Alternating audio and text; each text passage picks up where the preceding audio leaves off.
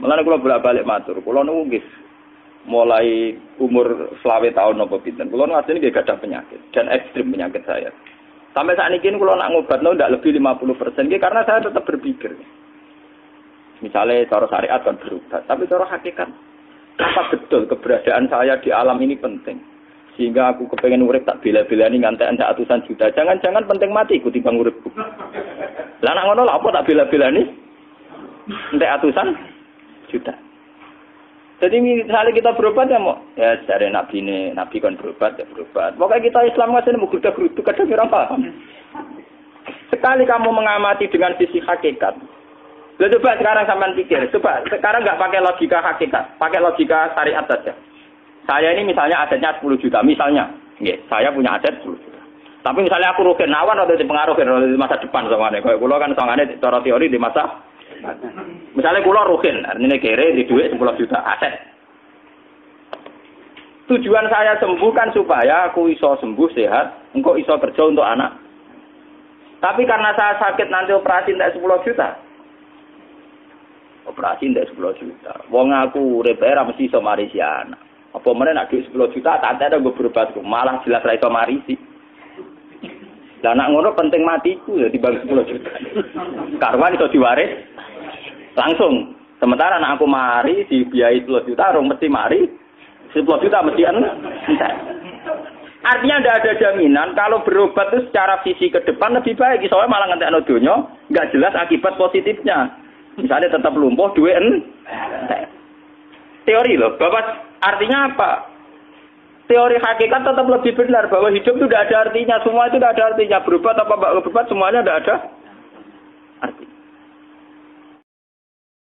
Jadi batuk mesti lagi buku sujud kan, itu sebenarnya hilang. Jadi seksine serawan mau cara teori ini sinten siti rugi gue. Bukan tadi ya kentur. Lah kali coba mantan preman jak debat terus ora ngono mbok terus nak pateni kowe. Lah debat iki biar ra iso. Premane kumat. Ya ta preman jak debat ilmi. Ngono ku model. Kali Joko yo ora salah, dhisik Dina Umar nggih ngoten. Umar sahabat top, lha jak debat atau milih patenane ya Rasulullah. Gak iso dene ilmiah. Mantar preman pasar rukat terus jadi sahabat top debat yang milih mate. Jadi wonten cerita wong Yahudi njaluk keputusan Nabi, bareng wis diputusno Nabi cek mamang. Ndak tenang keputusane ngono dalam sengketa duniawi. Bariku takok ya Ali. Ya Ali, aku mau sowan ning Nabi Muhammad. Dikai keputusan Nabi mamang cara kowe pilih. Sampai Ali dikai keputusan persis kanjeng Nabi. Cek mamangane takok Umar. Kok marah kok mau singgone Muhammad, singgone Ali, kayak keputusan kok mamang, mar. Cara kowe piye? Urusan duit. Enteni iki. Entek dia mlebu buat Pak. Wong diputus Nabi ora mar. Buat mati. Awe. Mereka mantan apa? Cara mantan intelektual kan ya wajar wong Yahudi kok percaya Nabi. Kan bareng cara Ali ya gak percaya wis kandhani. Ora mesti carane tenan. Lah ora apa patene. Ya wajar wong Yahudi kok percaya Nabi, nak percaya ora gitu Yahudi Muslim. Lah ali itu Gusdur. Are Gusdur ra beda piye tenang. Ali nyen ngoten watake ngoten. Nasibe padha. Ali itu ilmuwan yang jadi presiden gak sukses. Sing niru Gusdur. Mergo ning dinggo nek wong pinter mimpin ra sukses. Wong pinter gampang maklumi. Lah misalnya kita jadi kiai wong pinter, Pak Yai santri ini pacaran, wajar itu jangan anak cerita besok. Wah ruwet, terus malah dalil zinalina subuh syahwat minan. Piye pondok tanpa pelaturan paham ya, ruwet tau. Mulane jogeman, iki kiai pinter teman-teman itu jogeman. Sing biasa wae ana syariate sithik-sithik. Sing kamane ana santri pacaran tersinggung, ana santri nakal tersinggung, sing ana rasane lha donya ana napa? Nek meguru kula nu urusan ilmu semi hakikat. Mon gitu. Sehingga kayak Siti Jenar, cara pandang Siti Jenar itu masuk betul ning gone pemikiran para santrinya. Kados Ki Ageng Pengging siapa masuk betul karena masuk akal. Cara mereka napa? Betapa ndak ada artinya fisik ini. Nah, kalau semua fisik ini tidak ada artinya, kemudian yang ada artinya itu roh, perjalanan apa? Perjalanan roh, sehingga diartikan inna lillah wa inna ilaihi raji'un. Inna sholati wa nusuki wa mahyaya wa mamati ku lillah. Lah kemudian sekarang sampean tak tanya misalnya, ini latihan ilmu hakikat. Wa mahyaya lan penguripan ingsun. Kalau ingsun itu artinya fisik atau jasad, itu keliru besar karena jasad tidak pernah hidup. Yang hidup itu roh. Paham ya? Sekarang artinya wa mamati itu apa? Kematian ingsun. Kalau roh itu tidak pernah mati, berarti kematian roh adalah keterpisahan dengan yang agung atau yang abadi. Dan semuanya itu lillahi rabbil alamin. Sehingga mereka mengatakan kematian itu satu pesta. Mulane kados Bilal ditakoki, ya Bilal, ketika murid-muridnya nangis bergape mati, Bilal ge seneng ae. Godan nalfal akhibah Muhammad dan wakisbah. Ya nak mati malah seneng tuh ketemu kekasihku. Sebab itu kematian tidak pernah jadi problem bagi mereka sing soleh, sing menembus ilmu hakikat. Paham? Tapi ilmu hakikat kayak ini itu yang diyakini Siti Jenar, diyakini Jalaluddin Rumi, diyakini para wali-wali wahdatul wujud. Dulu Syekh Husain Sinten Al-Halal. Itu kemudian melahirkan prahara syariat. Prahara apa? Syariat. Sebab itu Wali Songo, oke Siti Jenar benar dalam filosofinya, tapi harus dibunuh. Karena menjadi prahara syariat. Sama dengan yang dikatakan Nabi itu benar, tapi menjadi prahara syariat. Akhirnya disomasi oleh Umar radhiyallahu anhu. Jadi sebetulnya sama, pola-pola ceritanya sama. Intinya sebuah ilmu hakikat harus dikawal napa? Syariat. Nggih kula bolak-balik, contoh paling gampang wit pisang. Wong nak mangan gedang kulitnya tetap dibuang. Tapi umpama gedang dari awal ora usah kulit, ra sido dadi gedang. Paham nggih? Meskipun kon ape dipangan ya dibuang. Tapi kita tidak bisa membayangkan pisang dari awal tanpa napa? Mbah kekeringan, mbah bosok, mbah ra sido dadi napa? Pisang. Terus pentingnya syariat lagi begini, malah nih penting ngaji wali-wali syariat yang pinter kados Sunan Kudus, kados Sunan Bonang. Andai kan tidak ada syariat itu dunia pun mesti rusak. Contoh paling gampang masalah pornografi, porno aksi. Jadi jenar aja omongi ngono ibu ngakak-ngakak deh. Dari pangeran wis pirsa, kowe nek klambi pangeran ora tentora ya ora usah klambenan. Wong ora ana gunane. Kalau yang paling penting ku nazarullah, kenapa kowe klambenan barang, wong kowe klambenan ora pangeran tetap pirsa. Nyatane si jenar nak mulang nggih coba klambenan lah intine napa? Dinya ada nabi Sunan Bonang. Nah, aku percaya kabeh nazarullah ora usah napa? Klambenan. Tetapi teori ora usah klambenan iki dienggo tenan. Mulane nek pas wiridan aliran sesat ciri utama. Kira klambenan tenan. Lah ruwet to. Lho iki tenan iki cerita. Iki pentingnya ngaji nggih. Ben sampean ngerti variasi riwayat, kemudian kita orang syariat harus kayak apa, kemudian kenapa menjadi aliran wahdatil wujud. Lah terus kita ini ya, kita ini kan orang syariat. Memang kalau manung syariat itu akeh kok sampean-sampean siji mesti ra kramat. Modele ora ada duwe bingung, ruwet. Urip wong syariat lho apa? Dineng bojo wedi, dineng tangga wedi, pengaruhe menurun. Pancen orang syariat itu banyak kriminal tauhidnya itu memang jelas. Malah kiai-kiai peken nak ketemu kiai-kiai sing setengah jaza wedi mergo iso nebak atine. Ndekne meriang lho. Sing kiai ora tau salat keramat padahal ngambungan wong. Sumudina salat pat waktu kok ora tau keramat. Wong ape buah utang tanggane iku keramat apane? Sing kono ngawar ngawur sowan pirang. Meriang oleh wong syariat ngadepi wong hakikat napa? Mulane jogeman gitu dadi wong syariat sing ngene iku bahaya. Nah, kula mboten ngarah. Sampai dadi wong syariat sing ora keramat. Bahaya sekali itu bagi perjalanan agama.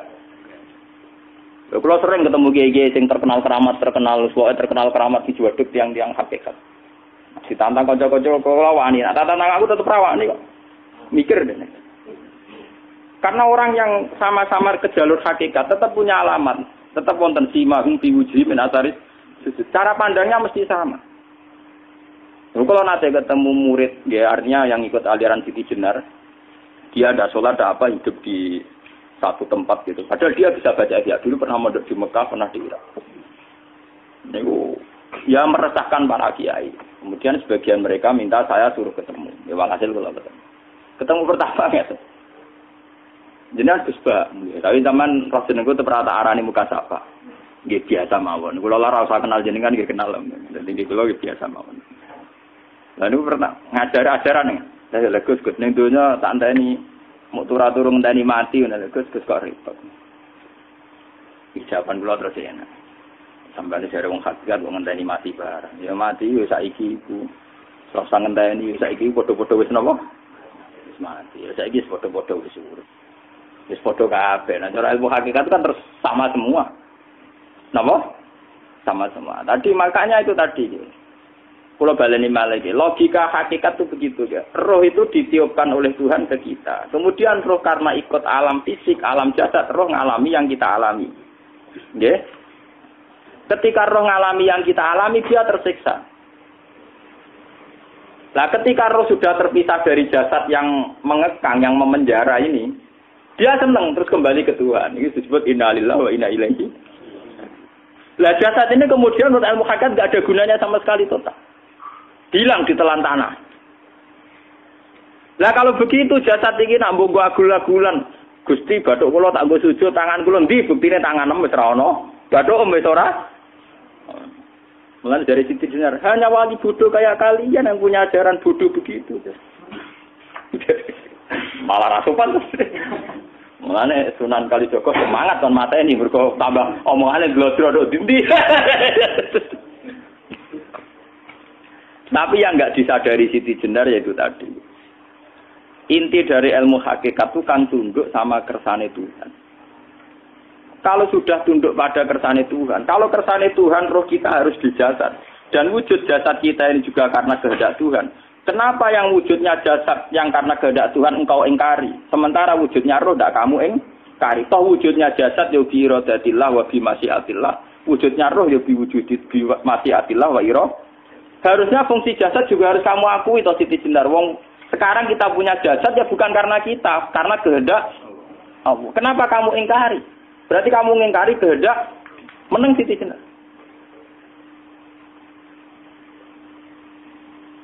Makanya hakikat yang pertama Saim itu pasti khayal. Lah Siti Jenar itu hakikatnya baru yang sampai khayal itu. Jika dia tersesat. Sebetulnya kalau sudah hakikat beneran itu tidak perlu khayal begitu.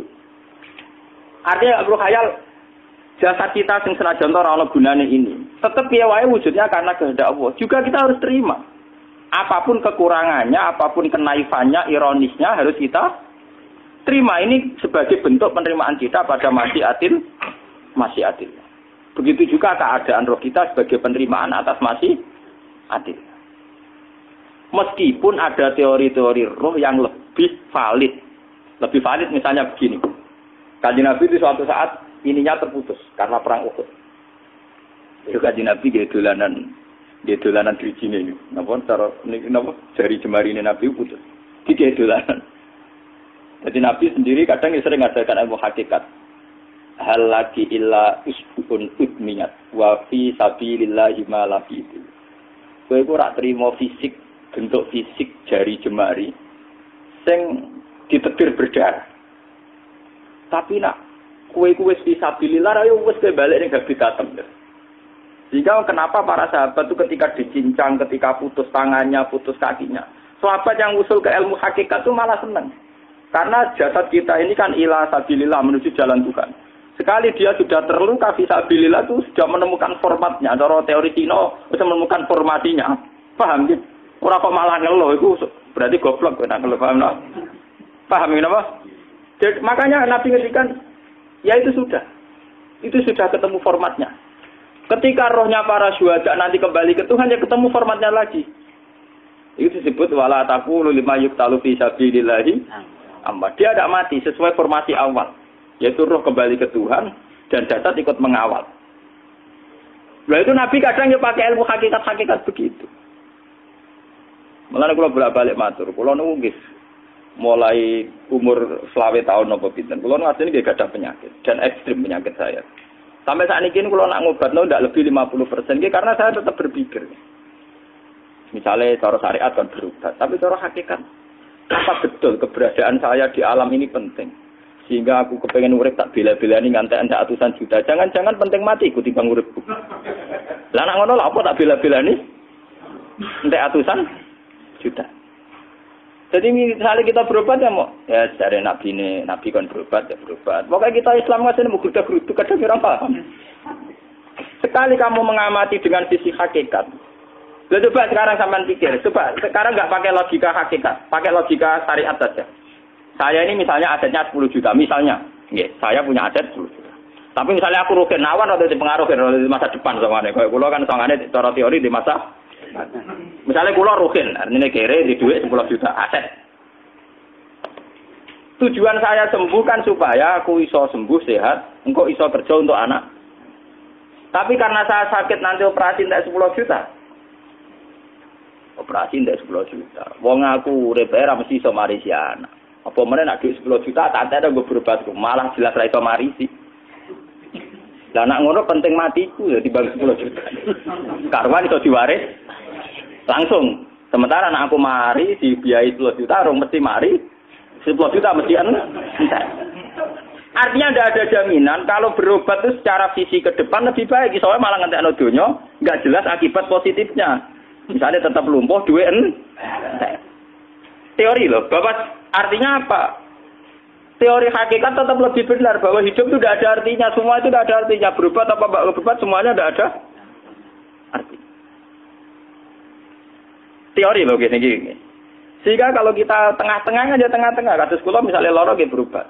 Gusti separuh kula nglakoni syariat, tapi sebagai kula ulama fikih nggih separuh kula lakoni napa?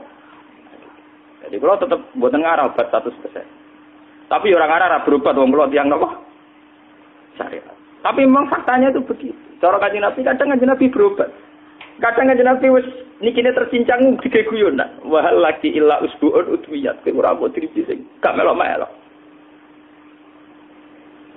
Nah, bukti bahwa jasad ini begitu tidak penting. Kayak Sayyid Hamzah. Menurut Sayyid Hamzah nganggep wahyu bentone ra karuan. Kalau teori Siti Jenar itu benar, teori Jalaluddin Rumi benar teorinya lho, ora kok ra salate lho nggih, maksud kok nang anut ra salate. Benar cara analisis roh. Ketika Sayyid Hamzah dinyatakan mati oleh manusia, oleh hukum manusia dinyatakan mati karena dia sudah tidak bergerak. Dalam teori hakikat kan rohnya Sayyid Hamzah sudah fi khawasili tuyurin khudrin. Rohnya sudah diambil Tuhan, tidak mati. Paham ya? Ketika rohnya Sayyid Hamzah sudah diambil, jasad ini sudah tidak punya rasa. Sekarang secara syariat kasat mata kita tahu wong jasad nak diinfus wae di sayat-sayat dioperasi ora krasa. Apa meneh saiki ruhe wis bisa. Lah ya jasad itu cek gampange dioperasi dibius saja terus tidak kerasa. Apalagi rohnya sudah diambil. Lah saiki bayangkan ketika Sayyid Hamzah itu sudah di atas. Niku kira-kira delok wahsi ra wong bentuk. Lho wong kok baca igabus. Ketika jasad benar-benar tidak penting, kemudian jasadnya Sayyid Hamzah kan dicincang oleh wahsi. Ketika rohnya sudah diambil kan Hamzah tidak merasakan. Berarti Sayyid Hamzah guyu-guyu wahsi. Wahsi cek bentuk nih, gabus dicincang.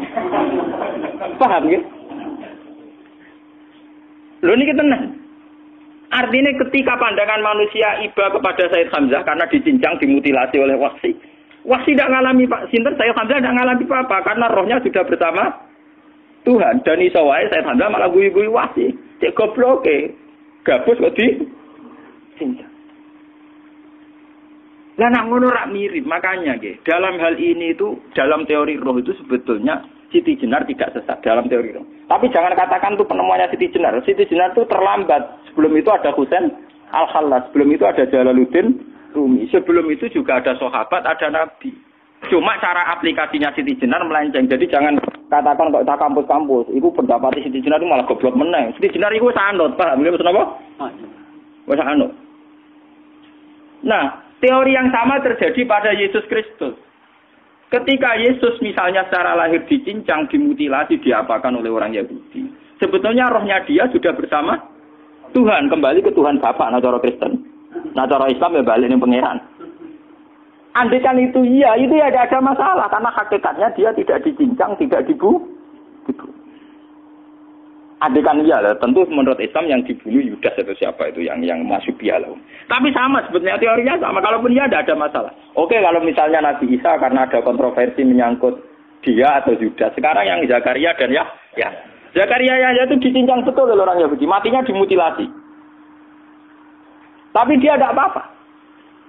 Karena ketika beliau dicincang, rohnya sudah diambil.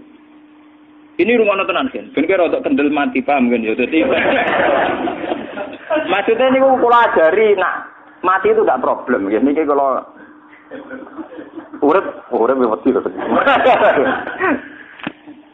Dan ini bersamaan paham ya. Kaitan la ilaha illallah ini nanti semuanya sama kaitan sama apa?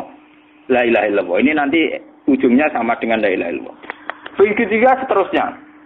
Misalnya Yahya kalian sinten? Zakaria. Ketika Tuhan ditanya, jadi tenggene alam malakut pangeran ditakok, ya Allah, Yahya dan Zakaria itu kan hamba pilihan engkau. Ketika dicincang kok jenengan biarkan. Endi Yahya Zakaria dicincang? Aku iku ora goblok dari pangeran. Sedurunge dekne dicincang jasate ruhe sak jupuk. Dadi dekne ora krasa blas. Begitu juga yang tafsir-tafsir sampean lihat wa Maryama. Sayyidah Maryam yang istrinya Fir'aun. Itu kan dia iman sama Nabi Musa Asiyah, ya Asiyah imro'ati napa? Fir'aun. Asiyah imro'ati Fir'aun, ya. Itu kan dihukum oleh Fir'aun. Ketika mau ditumpaki napa? Batu besar.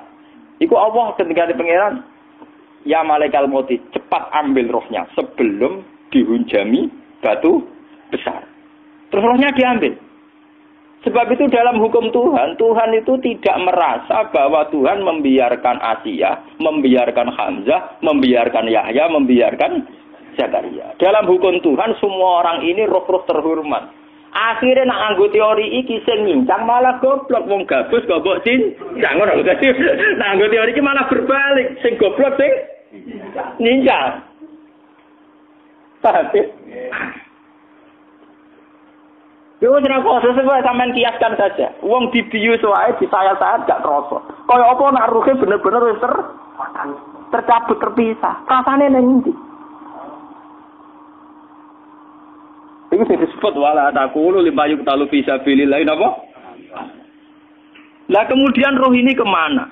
Nah, roh itu sudah menyatu dengan kalimat tauhid. Mesti roh itu bersaksi la ilaha illallah. Itu sing disebut ning alam roh ketika Allah tanya alastu bi rabbikum mesti qalu bala. Mesti mereka jawabnya apa?